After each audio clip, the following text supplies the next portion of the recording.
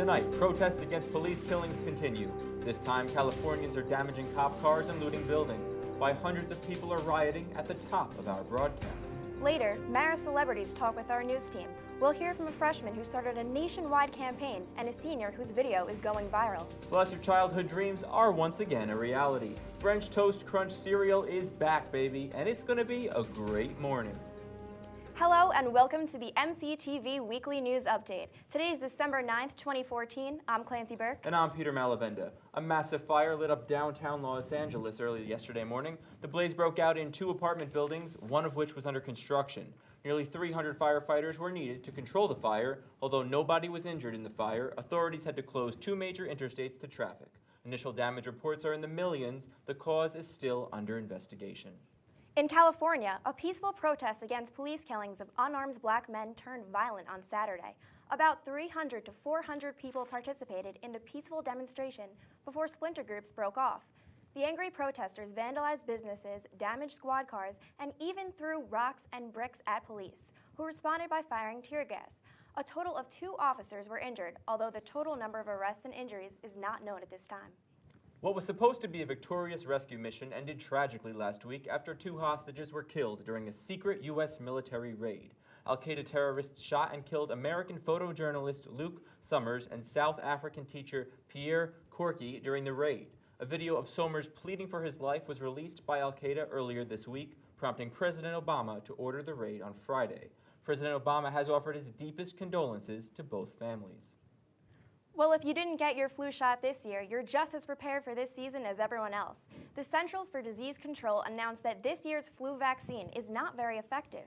Earlier in the year, the FDA chose the strains of the flu to include in this year's shot. Half of influenza cases this season were different from virus strains included in the vaccine, the most common being H3N2, a virus that in past years has been linked to a higher rate of hospitalizations and death. Doctors have been warned, but for everyone else, it's probably best to avoid your sniffling classmates. Well, to be honest, this doesn't really affect me because I don't think I've ever gotten a flu shot in my life. I've gotten a few flu shots before. I don't like doing it. And, you know, the doctors come out, they say you have to get it. It's worse than ever. It's worse than ever. But I feel like if you're doing the right things, washing your hands, staying healthy, you'll be okay. These vaccinations can also have negative health effects too that just aren't worth it. And they hurt. I mean, honestly, like, right. I'm not trying, it's not worth it, I don't think. I don't think so. I don't like the doctor, but that's besides the point, guys. Well, maybe the president needs to consider getting a flu shot as well. A sore throat sent President Obama to the doctor over the weekend. The president was checked for symptoms related to acid reflux. CNN's chief medical correspondent, Dr. Sanjay Gupta, has more on this medical visit. Well, we are told the president had some sore throat symptoms over the last couple of weeks, and that's what prompted this examination. A fairly quick examination, took just under a half an hour for this to be done. But what they did first was they placed a little camera into the back of his throat to take a look and see what was going on, and saw some inflammation, we are told, that looked like acid reflux. Now, let me show you what acid reflux really is here. To take a look at the graphic. Bottom of the screen is a stomach. You see the arrows sort of pointing up, acid going from the stomach into the esophagus, that's your food pipe, and then even into the back of the throat. There are a couple of valves there at the back of the throat and at the top of the stomach that should prevent acid from going up, but sometimes those valves don't work as well, and that's essentially what causes these types of symptoms. Someone can have heartburn, someone can have sore throat, especially in the morning, because they're lying flat all day and that acid can sort of gurgle up into the back of the throat.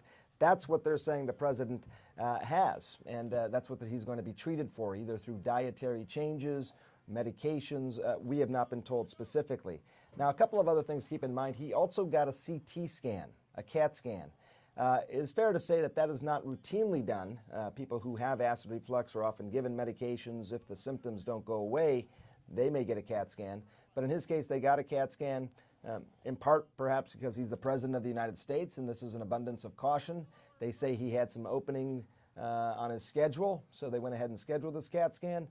He also does have this history of smoking. We're told he's not smoking now, but certainly in the past he has smoked, and that always sort of raises concerns just a little bit more Could this be something else going on in the back of the throat as well? Could this represent cancer or something else? Again, we're told none of that has been shown. None of this was found. The CAT scan was normal.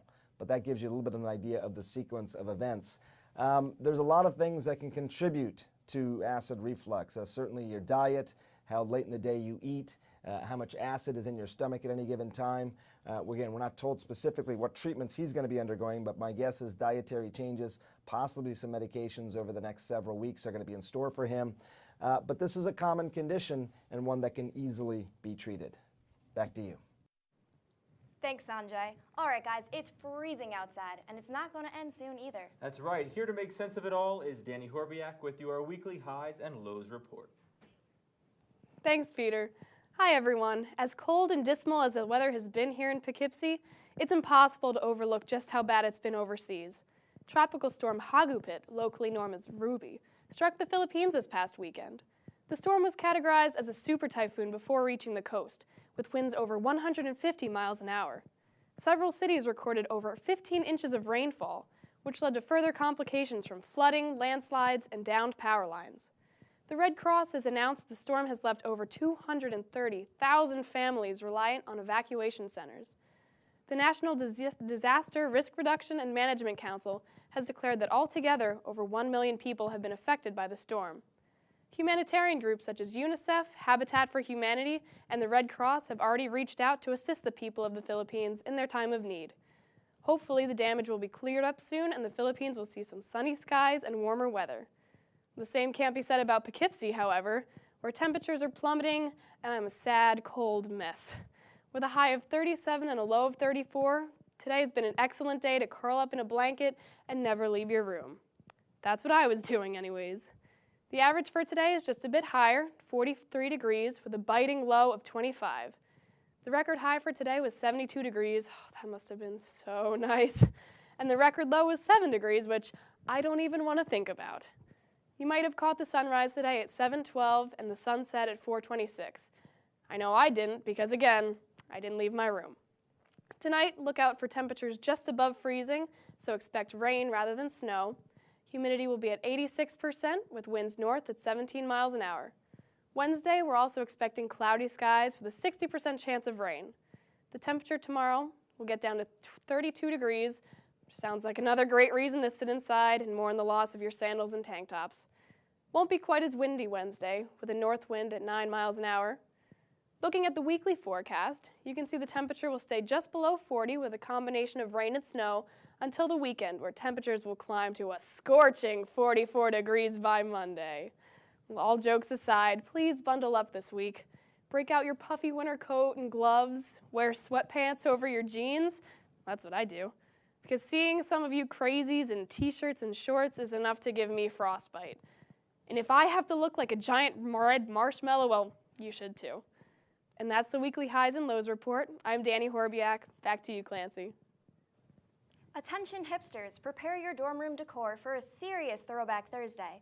A new IKEA line features designs from the 50s, 60s, and 70s. The collection, called Our Gang, the Swedish word for year, will include living room furniture and kitchenware with a vintage flair.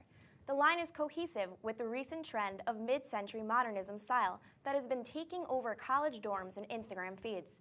These retro items have only been advertised on IKEA's Swedish website and are available in select locations for a short period of time. You're going to love this next story. After being off the shelves for 8 years, General Mills announced on Twitter Friday that French Toast Crunch cereal is returning to supermarkets. The breakfast cereal, shaped like toast and tasting like cinnamon and maple syrup, was released in 1995 and discontinued in 2006. The company says it was brought back by popular demand and will be available in stores nationwide by the end of January. The holiday season is finally upon us, marking a time of joy and giving. Though some of us aren't as fortunate as others, the Holiday Helping Hand is giving the underprivileged a reason to smile. The group is a partnership between the United Way of Dutchess County and the Poughkeepsie Journal that raises funds to give families in need during the holidays. This year, more than 160 $25 gift cards have been purchased for local underprivileged families. To donate, follow the link at the bottom of the screen. Supporting community outreach isn't the only way you can benefit your neighborhood. Here at MCTV, we believe in supporting local businesses. And what better way than by heading out to family-owned restaurants with your friends? Our news co-director Marissa Ayuto is making it easy for everyone to find the best eats around. This week, we're featuring Clancy's Cafe and Creamery, right up the street. Check it out. About a year ago, well, over a year ago, in June, we purchased Clancy's Cafe and Creamery. At that time, it was a seasonal ice cream parlor, and we saw the potential of having it be more. So that's how it sort of came about. Clancy is my last name. Obviously, it's a cafe. We serve coffees and food, but we also serve the creamery part, so that's where that came from. Our menu is very, very extensive. I mean, so to repeat everything that we have is almost impossible, but everything from, you know, fresh garden salads, chef salads, to very unique sandwiches. We have gluten-free products, and we also do dinners, we do breakfast, so we have entrees as well. So it's a very combined menu to suit everybody. It's excellent. The food is superb. The soup and, of course, the ice cream. Everybody has their own flavors they love. I think our wine ice cream is probably what's really spearheading a lot of our ice cream sales now.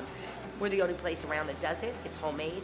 And that is, all of our ice cream is homemade here on premise. I actually dream up a lot of them. I'm a master mixologist by trade, so being able to mix ingredients to make something really palatable it's fun. Customers we do have are loyal customers. Once they come once, they love it, they keep coming back. I think we're still new. I think it's our objective is try to bring awareness that we even exist. We're not on the beaten track. We're not on Route 9. So Marist college students, I'm sure a lot of them don't even know we're here yet. You know, and if they knew we were here, I could guarantee you this would be their destination place for a treat, or even just like a light lunch or a dinner. You come in here and you order something, it's not pre-made, we make it scratch out and with all fresh ingredients, and we try to use local produce, and it's made fresh as per order. I'm a snoop, okay, and I think food, no matter where you get it, be it a fast food, it's a dining experience. It's from beginning to end. Our girls that all work here are really super friendly. People come in and they feel like they're coming into somebody's living room. And I want them to walk out feeling a lot better than when they walked in. I try to cook like I would do my own family, or something that your parents would do, and it gives you that warm, fuzzy feeling. It's like, damn, that was good. I would like to come back for more. So I think that's food to me. Food is an experience. It's not just filling your stomach. You know, there's something to be said about home-cooked food. I love food, I love eating, and I love going out to eat. And so here in the community, there's so many chain restaurants on Route 9 that everyone can go to. And I think this is such a great idea to go and feature these local community places. Have you ever been to Clancy's? I've never been, but I honestly can say I really do want to. You should go. It seems awesome. You have? I've been. I went for dinner tonight. I mean, I've been a few times, and they have all these different ice cream flavors. They have like a sugar cookie one and a gingerbread one for the holidays. Specials every week, and really, really cheap. That's awesome. And as a broke college kid, I can say I don't want to spend too much money on food, but this seems like a good investment. You know, it costs less than a dining hall swipe if you really think about it. And that's So going true. up every single year. Tell me about it. Well, all most of us want for Christmas is to get through finals week. All Marist senior Mike Hoblenko wanted for Christmas was a viral video, and he got it. If you haven't seen the Leo ground floor remake of Mariah Carey's All I Want for Christmas Is You, then you are not one of the over 40,000 people who have. This all happened just 5 days ago. Kevin Bruckner sat down with Mike earlier before we hear the interview. Here's a bit of the video.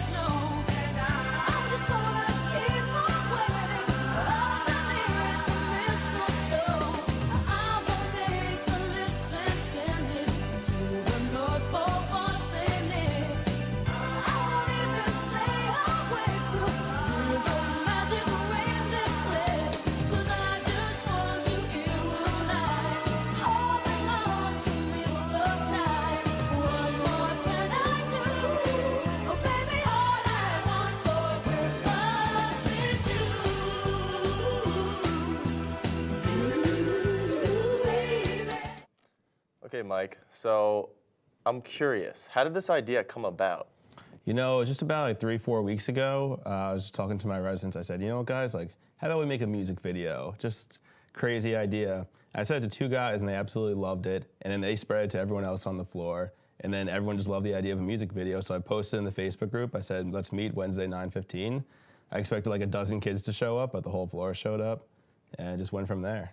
Wow. Okay. So, I mean, it being December and we're approaching finals week, it's safe to say it's a pretty stressful time for a lot of the students, and you're saying that it wasn't a difficult task to get them all involved? You know, it definitely is a stressful time for all of them, especially because they're all freshmen, you know, first-year students. And but I think they all needed a study break, kind of, and this was kind of the chance for them to, you know, relax a little bit and have a good time as a community on the floor. Awesome. So, I mean, when you're making this video, did you expect any of this to happen? I mean, did you expect to get all of this attention? I mean, I think I saw a radio station actually feature you on their website. What was going viral important in making this video? Was it a motivator? It honestly wasn't a motivation at all. Even as we were doing it, we were talking, we were saying, oh, I'll make it like 2,000-3,000 views or something, you know, show it to the housing department. We did not expect any of this to become a viral video at all. I mean, we've been on 5 radio stations so far. We've been seen in over 100 countries. We have like 60 or 70,000 views right now. So, I mean, it's great that all this has happened, but it was not a motivating factor to us. Wow, that's amazing. Now, you're in a freshman dorm. You're a mentor to a lot of first-year college students. This is an important time in their life. Do you think that this video kind of brought you guys together and made you a lot closer as a unit? I think it definitely did. I mean, they're all so happy with the outcome. One of the things that make them the happiest is all the alumni commenting on it and saying like how it's so good to see the basement boys, or the cellar dwellers as they're called by some of the alumni from the classes of 70s and 80s. I think they're all just like more of a team now, and they're all happy about the same thing and can unify about something that can really be an everlasting memory to a great first year.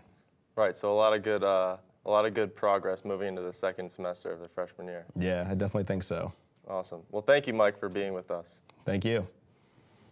I love when this stuff happens at Marist. Don't you? First it was the statue that the crew team found, and everyone was like, oh, Marist. Now it's this viral video, and I don't know if you saw it, but it's really good. I did. It makes me proud to come. Like, it makes me proud to be here. Like, I don't know. I feel like it's very rare for like a whole entire floor to coordinate that, put that together, matching shirts. Like, So that's props awesome. to Mike for getting that all situated. That is not easy to do, and everyone loves Mariah Carey. Like, that is the classic, How could you not? quintessential Christmas song. So true. And they killed it, and it has, I think, over 70,000 views now. Unconfirmed, they're working on that. Getting those numbers, YouTube, but it's great. Check it out. Congrats to them for that.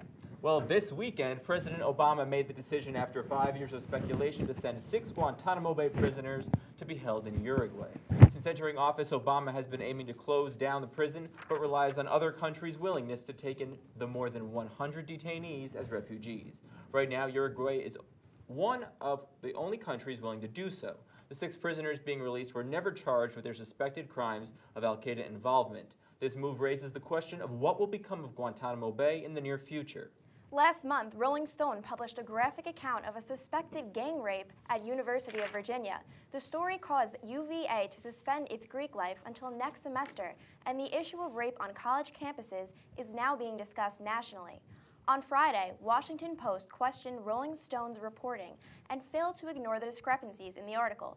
The fraternity involved say they did not have a function that night, and the victim's friends are unsure of the details. Rolling Stone editors have come to a conclusion that their trust in the victim was, quote, misplaced. They have since apologized for their mistake. On Monday, the New Delhi government announced Uber, the popular private car service, has officially been banned in the Indian capital city. The ban is the result of one of the company's drivers being accused of raping a 25-year-old woman while being driven back from a party. According to the city's transport department, New Delhi has banned all transportation activities by the San Francisco-based company for the future. In addition, the department also said that the accused driver violated Indian driving laws and that Uber did not inform its customers about the nature of the taxi service offered by the app. Pop superstar Beyoncé is topping a different type of chart this week. Her total number of Grammy nominations throughout that day increased to 53, surpassing Dolly Parton, making her the most Grammy-nominated woman of all time. 6 of her nominations are for her 2013 hit Drunk in Love and the tour film she starred in with husband Jay-Z. She has won 17 Grammys over the years for her work with former band Destiny's Child, among other projects. It looks like there's nothing stopping Queen Bee from rising to the top. Last week, our head entertainment reporter, Andrew Auger, talked about the recent story, the Sony picture piracy leaks that were co-opted by a suspected North Korean third party. Since we last reported, the situation has gotten much more serious, as confidential information from nearly 50,000 Sony employees, including social security numbers, social media accounts, and Word documents were made public.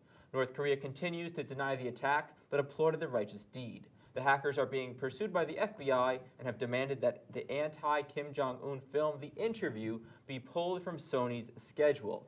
Wow, when I was talking to Andrew about the story, he was telling me how serious it was getting. And for all of these employees' social security numbers and such to be released, it's like a target breach all over again. It's crazy. I mean, all I can say is it's crazy what our country, like what this world is coming to, and we're so under attack nowadays, and it's just, no one is safe. It just goes to show. I found it really funny that North Korean officials applauded the righteous deed. You know, funny to see how they get their own say in there, especially with The Interview coming out. It's so true. So true. Speaking of movies, with the holiday season comes all your favorite holiday hits. And that's why we have our entertainment expert, Andrew Auger. Andrew, what should I be watching this year? Hey everyone, I'm Andrew Auger, and this is This Week in Entertainment. There's getting over breakups, and then there's what Leonardo DiCaprio did. Everyone's favorite unrightful death in Titanic, seriously, there was room on that piece of wood, was spotted leaving a Florida club with 20 women in tow following his breakup with German model Tony Garm. Good for DiCaprio and all, but my favorite part of the story comes from the source, who notices that Joe Jonas was also hanging out and, quote, looked scared, like he was going to drown and suffocate in the women. First of all, so that's where Joe Jonas has been. Thanks, random guy. Also, Joe, buddy, they won't bite. They aren't all like She Who Shall Not Be Named on this segment anymore. We do mention the weekend box office quite a bit on this segment, and we'll do it again this week. In a slow weekend, Mockingjay Part 1 took first place for the 3rd straight weekend, earning another $22 million, followed by Penguins of Madagascar's $10 million and Horrible Bosses' $9 million. The only remotely new release, horror flick The Pyramid, bombed in 9th place with slightly over $1 million. If it seems like there's a dearth of new stuff at the cinema, that won't last long. We'll be getting a plethora of options over the holidays. It's my job to help you figure out what to see with your relatives. For that aunt that thinks she's going to be on Broadway someday, even though she can only sing in the shower, we've got 2 Broadway adaptations in Annie and Into the Woods. Annie, starring Quvenzhané Wallis, arrives December 19th, while Meryl Streep, Anna Kendrick, and Chris Pine headline Woods on Christmas Day. For that fun-loving uncle who laughs a little too hard at the inappropriate, semi-racist jokes that you tell, there's Seth Rogen and James Franco in The Interview, which also explodes into theaters on Christmas. For the grandfather who constantly reminisces to the glory of his military days, there's the Angelina Jolie-directed true-life drama Unbroken, which once again will drop on Christmas. For the hyperactive cousins that like to watch things go boom, there's the Christian Bale-led Exodus, Gods and Kings, which hits this Friday, and The Hobbit, The Battle of the Five Armies, which concludes the Middle-earth saga on December 17th. Finally, for the film snob of the family, like me, there's Benedict Cumberbatch in The Imitation Game, Bradley Cooper in American Sniper, and Oscar Isaac in A Most Violent Year, among others to tide you over until the Oscar nominees. That's all for entertainment this semester. I'm Andrew Auger. That's all I have to say. Thank you for sticking with me this semester. Have a great holidays, and catch my show, The Middle Seats, hypothetically every week, only on MCTV. Now, back to you guys. Thanks, Andrew. If you're celebrating Hanukkah this year, be careful where you shop for wrapping paper. A 63-year-old woman found swastika images laid into the print of wrapping paper sold at Walgreens. She immediately called her rabbi and reported the paper to the store's manager. Walgreens has since stopped selling the hateful paper. However, NBC reports it is still available in some locations. Sometimes there are small details to your home that the realtor would rather not tell you. During a helicopter sweep investigating a kidnapping, police in Brazil spotted a pool with a Nazi swastika engraved into the bottom.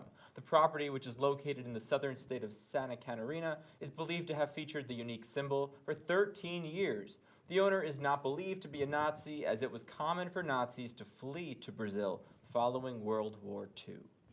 One of the oldest thefts in America finally came to an end this weekend when an American flag was returned in New Hampshire. An American flag stolen back in 1976 was finally returned this weekend to the Weston Observatory in Manchester, New Hampshire. When construction was done on the observatory some 40 years ago, the American flag went missing and caused quite the stir in the community. It was returned this weekend with a note from the thief apologizing for their selfish crime. Guys, even Marie Curie had haters. Astrobiologist David Greenspoon recently discovered a letter written by Albert Einstein to Marie Curie back in 1911. He gave her some advice on how to deal with negative feedback. He said, and let me tell you what he said because it was very interesting. He said, wow, if the rabbi continues to occupy itself with you, then simply don't read that hogwash, but rather leave it to the reptile for whom it has been fabricated. Talk about ignoring the haters. Knowing how to handle negative attention is important for our own health and the well-being of others. Freshman class president Brooke Del Palma has drawn inspiration from tragedy in her own life. She is inspiring others to promote positivity and prevent suicide. She is bringing her campaign, P.S. I Love You Day, to Marist this year. Here's a sneak preview of her upcoming video. He reminded me of the last 3 words that he said to me on that beautiful Friday morning.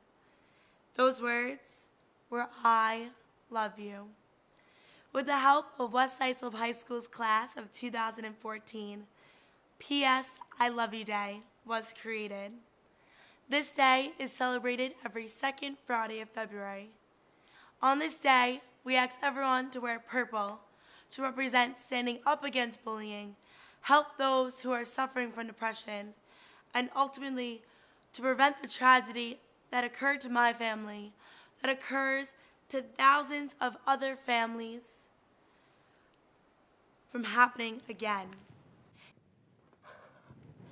Oh my God. I can tell you what she said.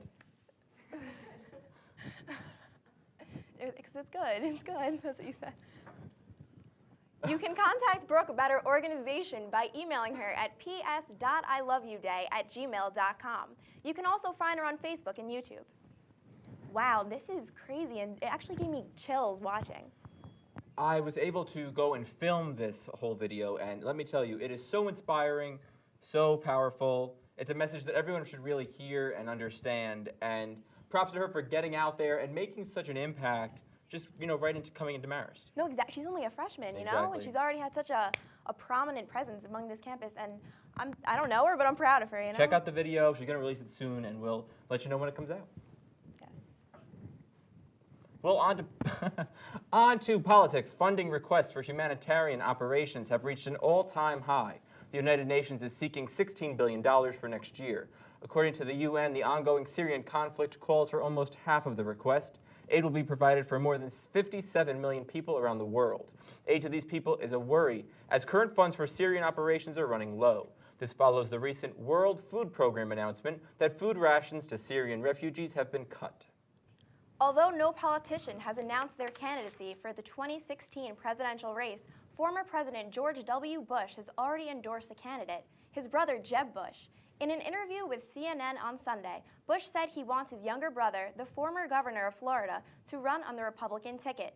Bush believes his brother would even be able to defeat Democratic hopeful Hillary Clinton if she ran. Here's a bit more of the interview. When you're weighing the presidency, you think, do I fear success? In other words, can I handle it if I win? It's on paper it seems like a, maybe easy task. On the other hand, when you really start thinking about the implications of being president, some people go, I'm not sure I can handle that, and therefore back off. The other thing about it is, do you fear failure? And Jeb doesn't, nor does he fear success, by the way. One reason why is because he was able governor of Florida. The final consideration, of course, is what you just brought up, the family. And he's seen what it's like to be the son of a president. He's seen what it's like to be a brother of a president. And therefore he's being very, he's not rushing into running for the presidency. Well, Polaroid is coming out with a new product that blends the old and the new. The new Polaroid Social-Matic will spit out those instant 2x3 photos you're used to, but it also has a digital screen to allow the user to upload the photos to Instagram or other social media apps. It also features 4 gigabytes of storage and a rear camera for those very important selfies. The Social-Matic is available for pre-order now for a crisp $300.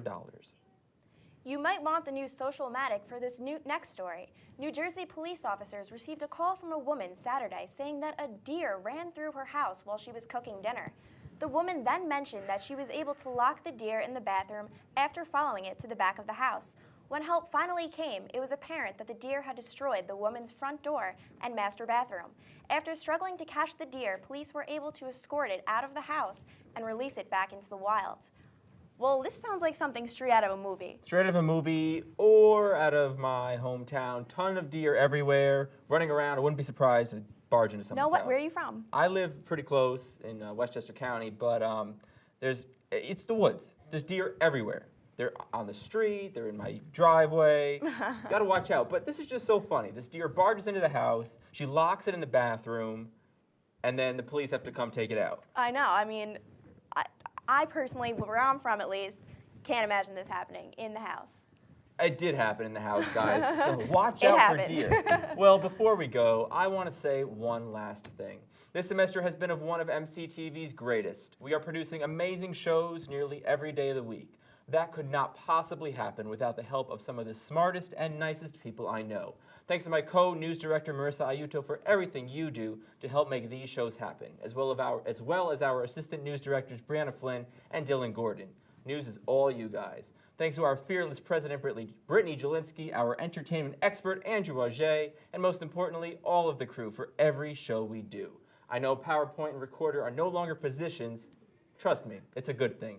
So here at News, I know it looks like we have everything under control. Well, as you can see tonight, it's not exactly the case. Check out some of the weekly news updates, finer moments.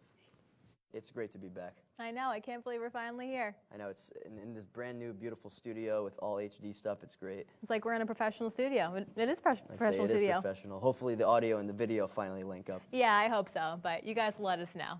Photos, negatives from JFK and Jackie Kennedy's wedding held over 60. And speaking of entertainment, let's head over to our Hollywood gossip guru, Andrew with This Week. Here's our pop culture expert, Andrew Auger, with This Week in Entertainment. Let's head over to Andrew Auger with This Week. That's all for entertainment this week. I'm Andrew Auger.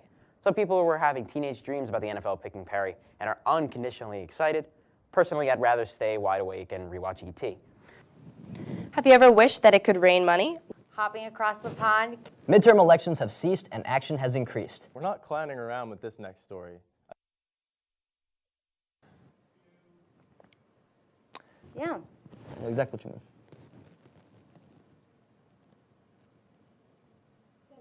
Oh. What's up, Marist? I'm Brianna. And the disease is spread. Sailed from Los Angeles to Haiti and to Tahiti. The app is currently available for a free download on Android devices. I agree. I totally agree with that. I could not agree with you more. Yes, I totally agree. Honestly, oh yeah, definitely. I agree. I agree. Representative, I agree. It should have no place in political discourse. Oh, I agree. I agree. Yeah, I agree, because it's just so many people are getting sick, and it's just crazy. It's crazy. Yes. I agree. I mean, I've been to Hawaii. It sucks. I think fanny packs need to get back in fashion. I mean, you can try it, but no guarantees.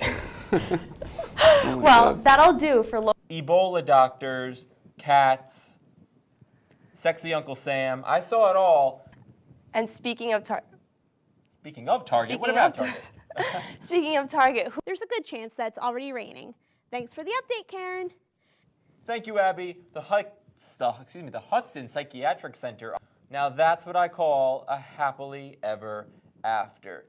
Almost. We are working on it, guys. Every semester it gets a little better, and the mistakes are what make it so great, I think. I agree. News can be boring, but you know what? We make it not so boring. I mean, we definitely made it into the next blooper reel for tonight. Yes, With all those there's things. plenty going in next semester's blooper reel from tonight. But, you know, like I said, everyone here, thank you so much for everything you do. Thank you to the Media Center for our beautiful new studio. We've come a very long way this semester, and I cannot wait to come back and do it again with news, right? I'm excited. All right. Well, that's all the news we have for you tonight. Thanks for tuning in to our last show of this semester. I'm Clancy Burke. And I'm Peter Malavenda. We'll see you in the spring. Good night.